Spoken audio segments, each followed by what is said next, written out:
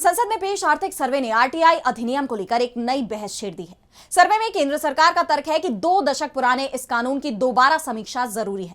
वहीं दूसरी तरफ कांग्रेस ने इसे मनरेगा के बाद आरटीआई को खत्म करने की कवायद बताया है।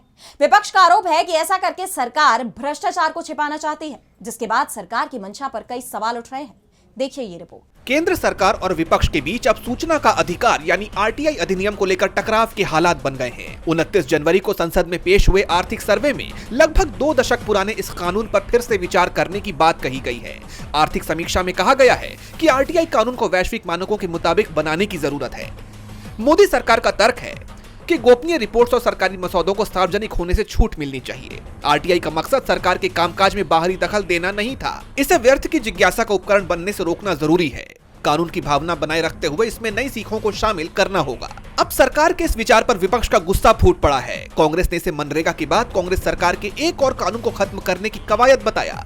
पार्टी अध्यक्ष मल्लिकार्जुन खड़गे ने लिखा, आर्थिक सर्वेक्षण में सूचना का अधिकार यानी आरटीआई अधिनियम की दोबारा समीक्षा करने का आह्वान किया गया है।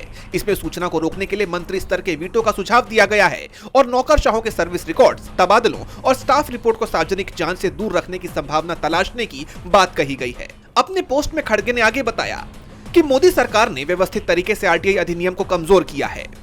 2025 तक 26,000 से ज्यादा मामले लंबित हैं। 2019 में मोदी सरकार ने आरटीआई अधिनियम में बदलाव कर सूचना आयुक्तों के कार्यकाल और वेतन पर नियंत्रण कर लिया, जिससे स्वतंत्र निगरानी संस्थाओं को सरकारी अधीन बना दिया गया। डिजिटल व्यक्तिगत डेटा संरक्षण अधिनियम 2023 ने आरटीआई की जनहित वाली धारा को खत्म कर दिया, जिससे निजता यानी प्राइवेसी का इस्तेमाल भ्रष्टाचार को छिपाने और जांच रोकने के लिए एक हथियार के रूप में किया जा सके। पिछले महीने यानी दिसंबर 2025 तक केंद्रीय सूचना आयोग बिना मुख्य सूचना आयुक्त के काम कर रहा था। 11 सालों में ये 7वीं बार है जब इस प्रमुख पद को जानबूझकर खाली रखा गया। 2014 से अब तक 100 से ज्यादा आरटीआई कार्यकर्ताओं की जान ली जा चुकी है, जिससे आतंक का माहौल बन गया है।